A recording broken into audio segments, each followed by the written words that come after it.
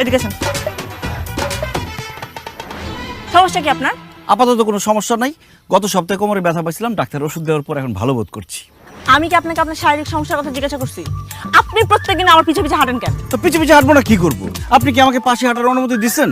ও, তার মানে আপনি আমার পাশে হাঁটতে চান? আপনি কি আমাকে পছন্দ করেন? না, পছন্দ থেকে অনেক বড়টা করি। এই, পছন্দের থেকে বড়টা আবার কি? ভালোবাসা। আমি আপনাকে ভালোবাসি। I love you. Do you love me? আমার বাড়ির আবদার পাইছে।